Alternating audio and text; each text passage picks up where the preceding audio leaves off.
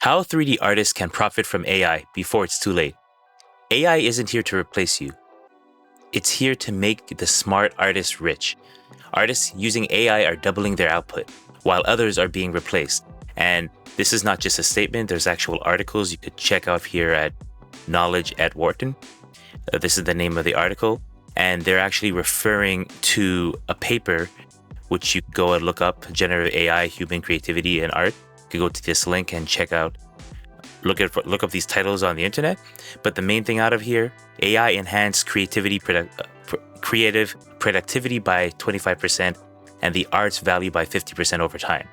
It's great as a brainstorming tool. So there's actual articles. There's a lot more, but you can check it out here. Will AI take your job, or will you be the one making money with it? In this video right here, I'll show you the exact ways you could leverage AI to boost your career instead of being left behind. So, what we will talk about, by the end of this video, you will know exactly how to use AI as a tool for profit, and is not a threat to you or your artistry.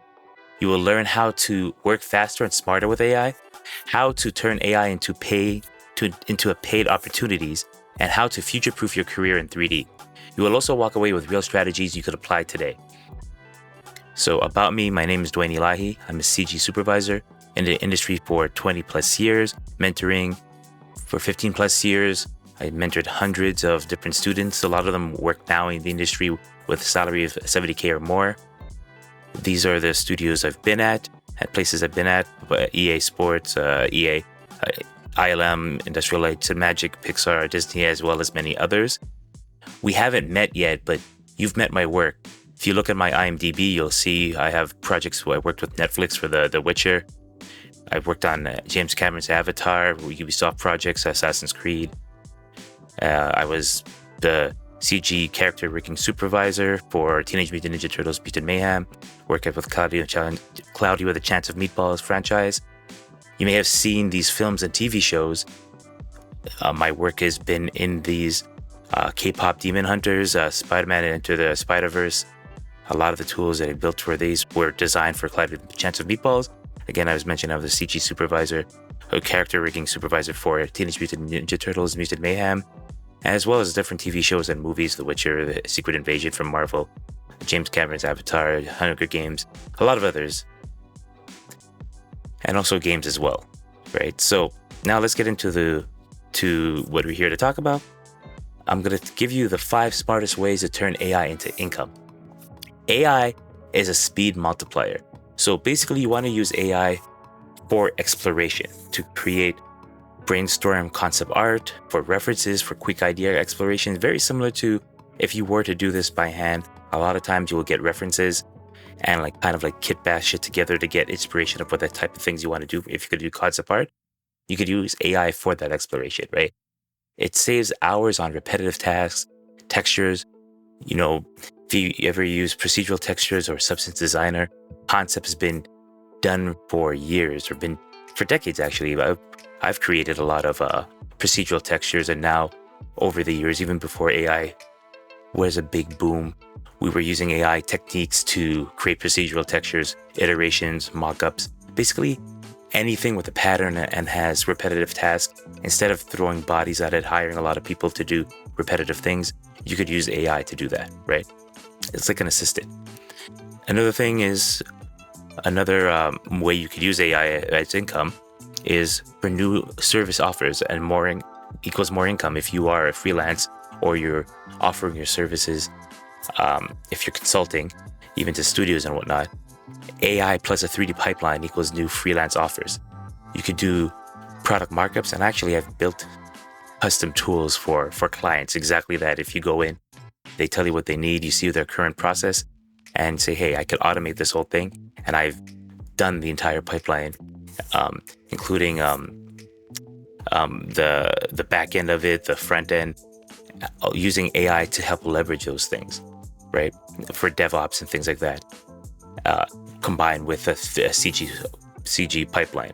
For previs, especially with that, pre-visualization to before you do your storyboard, then you do your previs to see how a movie will be created. AI can definitely help with that. AI assisted concept art to do 3D. It's a lot easier to iterate through a lot of ideas to see what works, what doesn't work before you start nailing it down and refining it, right? Clients don't really care if you use AI, right? They care about the results delivered faster. When I say about that, a lot of times they don't care if you do it, if you hire a team to do it, if you use AI to do it. Just note, though, when we say that, it's used as an assistant to help get to the final result, right? Don't just give like Gen AI something that as a result, right? Don't just go in and like use Midjourney, for example, and just give the final result as if it's your own. One, there's a licensing issues. A lot of companies will probably have in their clause saying, hey, don't use Gen AI as is, right? But you could use it as inspiration to see an idea of where you want to go. A lot of times when you're dealing with clients, especially in a creative field, it doesn't have to be necessarily just in 3D, like pretty much anything that's they're trying to explore, they're trying to get creative with it. A lot of times they don't know exactly what they want, but as soon as you start showing iterations, you start taking like shots in the dark of what you think they might want, they know what they don't want, or they start giving opinions, right? Using AI to help steer that conversation makes it a lot quicker, because the alternative is that you could spend weeks or even months going back and forth trying something, because it takes a lot of time to actually create something, give it to them just to tell you they don't like it. It's not that it's bad, it's just not what they're looking for. But if you could create a lot of iterations really fast, then you could narrow down and hone in and zero in on exactly what you want a lot quicker. AI allows you to do that. It's very good to do that really quickly, use as inspiration. But again, because of licensing issues, don't use it straight up front. And a lot of times you have to be kind of transparent. Nowadays, everything uses AI, so it's kind of like expected, right? Even your email. Go into any of your favorite email services. As soon as you write an email, an AI will start popping up and start asking you if you want to complete it for you. Or if you go in your email, it kind of like summarizes what's there. AI is already here, right? So you might as well embrace it and acknowledge it and actually leverage it for yourself, right? Another point on this is upsell AI enhanced workflows as a premium service, right? Depending on what you do, but you could say, if you do something by hand, it will take this amount of time. But if you want to do this in bulk and you want to take this and multiply it to multiple things at once, and you have an AI enhanced workflow, you could do that. You could sell that, depending on what you do, obviously. For content creation and personal branding, this is a third point of how you could use smart ways of turning AI into income, right? Content creation and personal branding, right? Post more frequently, shorts, breakdowns, AI-assisted edits. This is very, very helpful. I've seen people who have pretty much like a channel on cooking, right? In the past, I have known people who also have exercise channels. I've seen them, that's their main business. About 10 years ago, or a little more, they would actually have to hire a whole team, and it cost them thousands of dollars. It was high production, it was high value, and their branding is definitely known in the industry for sure. So it was worth it. So the return on investment was worth it. But because of the logistics, because of the resources, the capital resources, how much money it took to produce that level, they had to be very strategic and only do a couple of them, right? And also the edits and the turnaround time. It will take them about a year to plan it, do the routine, get it recorded, get the money to pay for it, edit them, then upload it, right? Now, with their own phone, you could do pretty much cinema quality stuff off your phone. And then there's now AI assisted tools where they just do the routine. They have filters that's put on automatically applied onto the video, and you upload it and it will edit it for you. And now they can produce way more. And it doesn't change their business they could focus on the creativity part of it. But when I say that it doesn't change their business, the core of the business haven't changed, but now they can post and create way more frequently. So as a business part and as their personal branding part, it exponentially helped them out, right? So this is seeing this happen in real time over the years is super helpful if you think of this as an aid for your own self, your own personal branding, and your own business, right? Not just as an artist.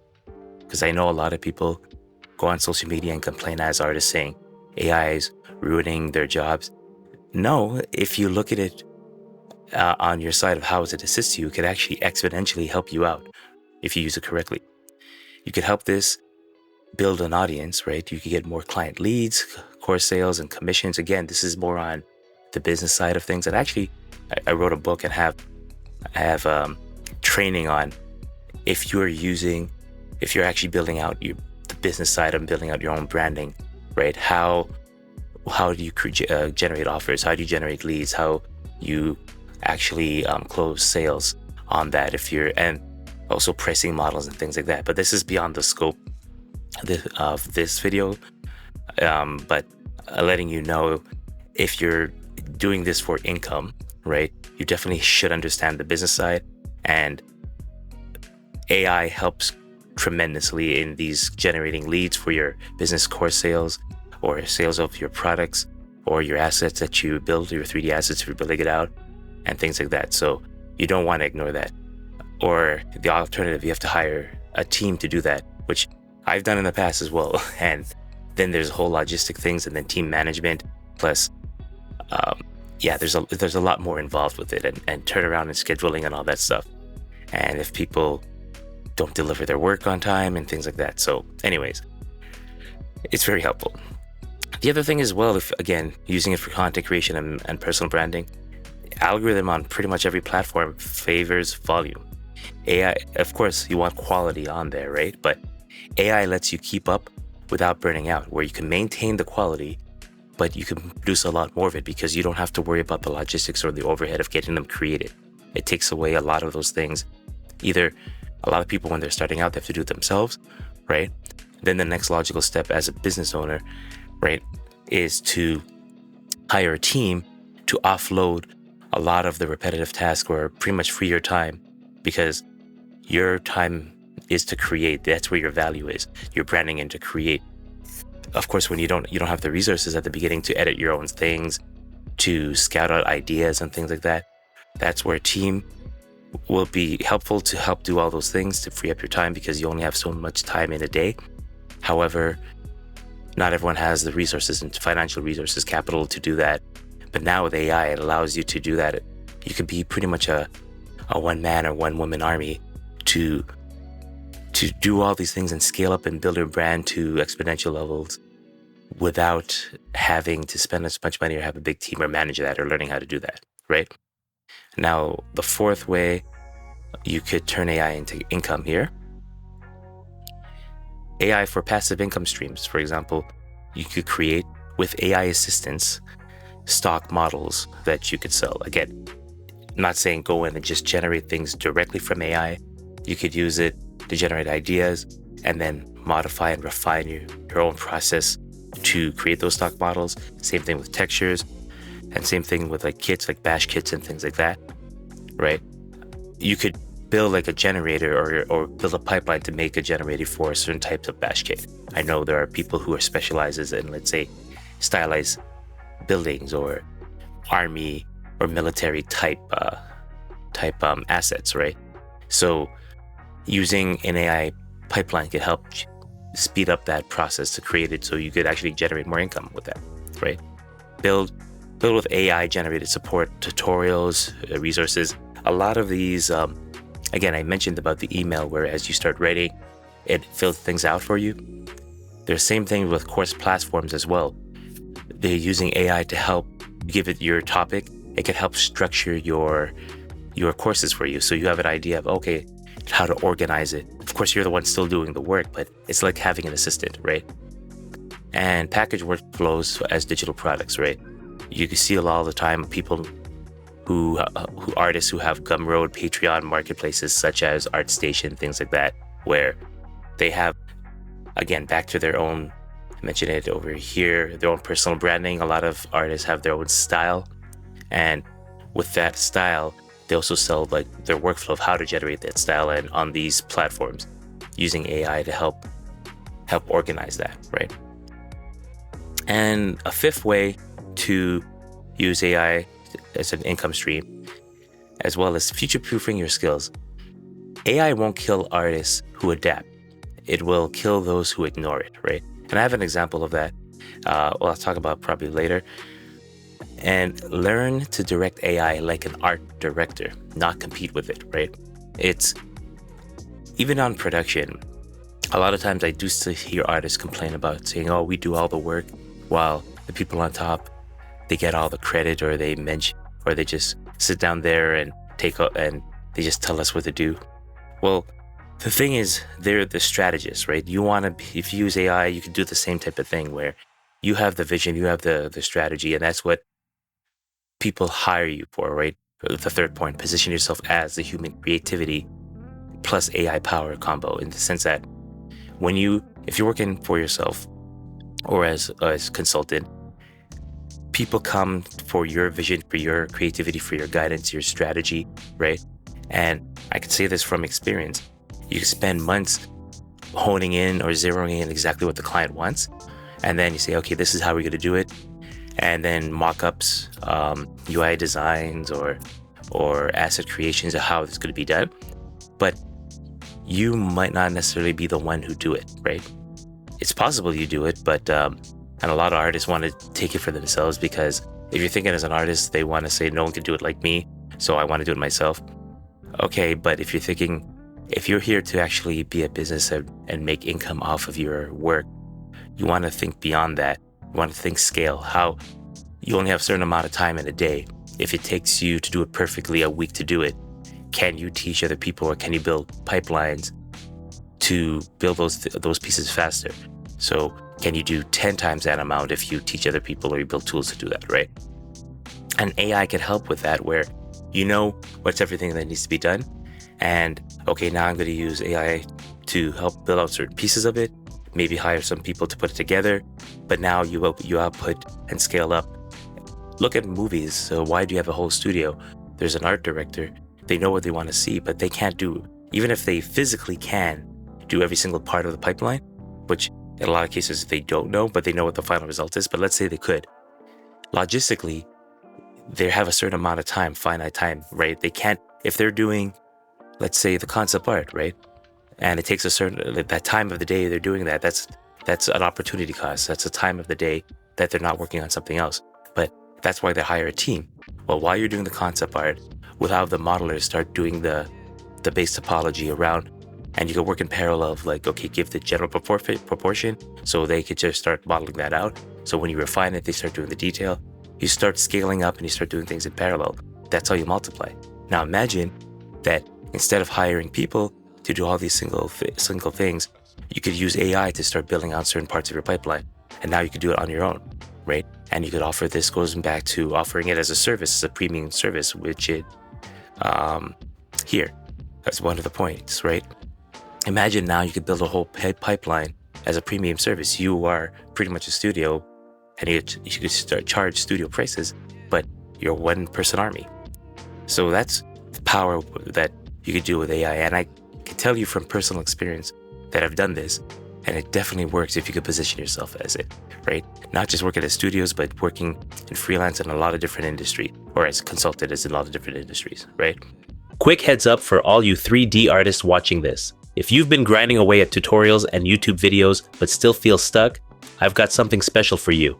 I'm hosting a 3D character rapid bootcamp workshop where I'll walk you step by step through the exact skills studios actually hire for. It's not theory. This is the stuff that got me hired and working in the industry. If you want to finally build a portfolio that gets callbacks and interviews, hit the link below and grab your spot. Seats are limited, so if you're serious about going pro, this is your chance. To recap, AI is leverage. It's not a threat to you, right? If you use it correctly, AI actually can multiply. It happens all the time. When spreadsheets came around, accountants were complaining, saying it's going to take their jobs. When motion capture came around, animators, hand keyframe animators thought it was going to take their job. And when photography came around, painters thought it's going to take their job. No, it didn't take their job. There is another tool that it could actually leverage if used correctly, right? You profit by speeding up your workflow, creating new offers, growing your brand, building passive income stream, and future-proofing yourself, right? The winners are the ones who adapt first. Again, this is for income. If you're doing art, That's an expression. You could do what you want, but if you're trying to actually make a career out of this, make income, do a living, you should look at all tools, all things that help speed up your workflow. The next step that I want you to do, start small. Integrate AI into one part of your workflow this week. For example, generate textures. Look at things that are using AI to generate textures. How does that work? How does it work in your workflow? How does it work in the type of assets you create? If speed up storyboards. A lot of times, I've been asked in the past on real films where they didn't have access to a storyboard artist because they were on other projects. So they asked me to do storyboards, right?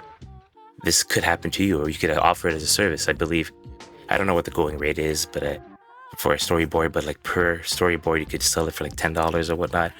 And if there's a lot of people who can't draw, but they want being able to do storyboards is a great time saver, because you're basically making out the movie or the cinematic sequence without spending a lot of money or resources or hiring people to actually build the real assets. You have an idea of how the film will go.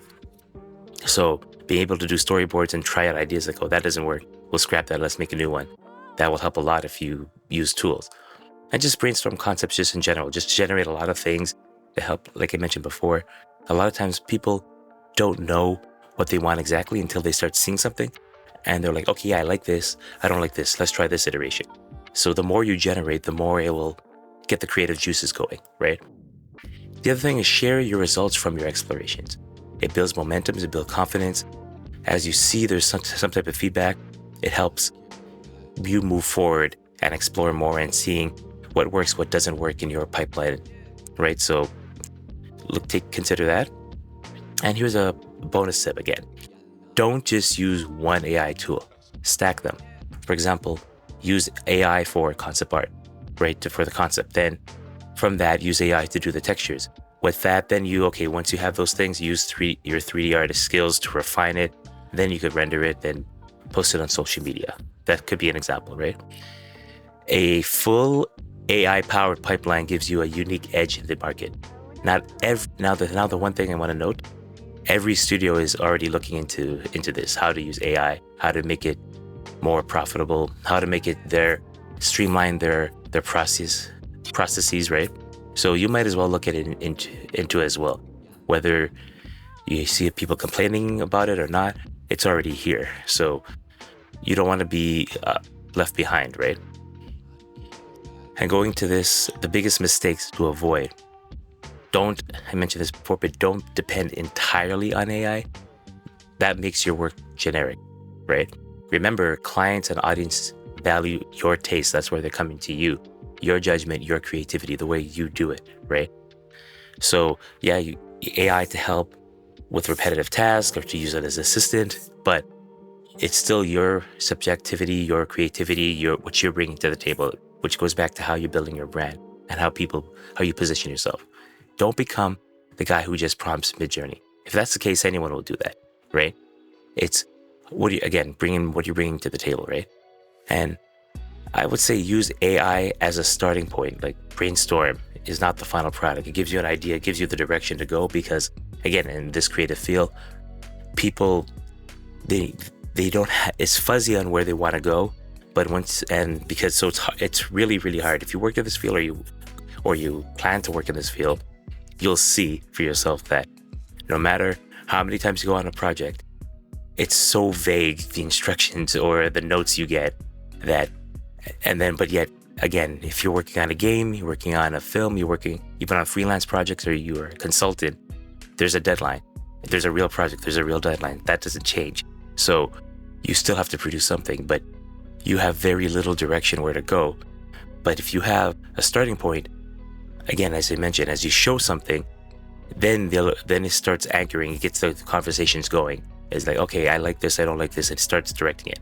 So using AI will help direct that, right? And the biggest thing, don't ignore AI, whether you like it or not, right? It's here.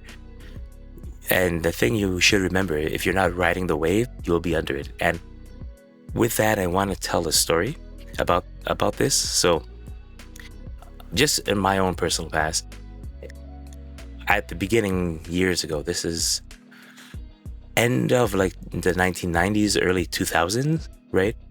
The Matrix came out, for example, right? The first Matrix, which I don't know how it's perceived now, but it was a big deal when it came out because of like the bullet time effect. We'd never seen anything like that in film, right? Now, the thing is, at the time, believe it or not, I really, really hated CG or 3D projects because back then, look up CG in the 80s and the 90s, computer graphics 3D in the 80s and 90s. It looked terrible, it looked faceted. It didn't look good to me, right? I hated it until I saw Jeff Liu's Killer Bean 2, which it was a short film. He had a Killer Bean 1, but Killer Bean 2 specifically. And the reason why, because at that time, he recreated bullet time in CG. Plus, then later on, he actually made a full CG movie by himself, Killer Bean Forever. And I don't think the site is up there anymore, but I even comment on it. If you look it up, my name is one of the comments that he had on the webpage, because I thought it was extremely impressive at the time. But the reason why I'm bringing this up is that this is what got me into 3D. That when I saw Jeff Liu's first project, I'm like, oh, this actually could be cool, right? Now, fast forward a few years, because like I mentioned, CG with 3D graphics, 3D animation was in its infancy, so it didn't look that great. This gave me hope that made me started looking into it and liking it because what I saw the possibilities of. But still early on, a lot of things were still being discovered in 3D, right? So it was really exciting during that time period. If you go to SIGGRAPH or I guess GDC and all those things where there were huge advances or techniques that people were sharing. And a lot of times back then, if you looked at, of course, Toy Story, like first Reboot was like the first fully 3D TV show that was weekly. So that was a big milestone. And then Toy Story from Pixar, that was a big milestone because it was the first feature film that was CG and it showed the possibilities of it, right? But also sparked some debate about, oh, well, computer graphics, there's an uncanny valley, it will never look like humans. It looks weird, the way they move is weird. It doesn't look as good as like 2D animation, things like that. Right, so it will never touch us as artists and things like that, right? And the main thing is you're still learning it. They just had to learn the medium and how to actually bring, like, let's say 2D animation ideas into 3D. They had to develop those things. So fast forward into, I would say for me, one of the biggest projects that made me really interested in feature animation, like things like Pixar and Disney, and was Chicken Little and Meet the Robinsons. And the reason why is because Chicken Little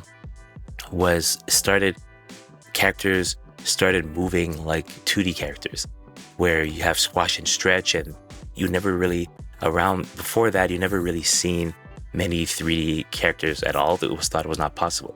And now with that, at the time I was wondering, and I'll say the same thing with Meet the Robinsons, like how were they able to move at the time like a 2D character?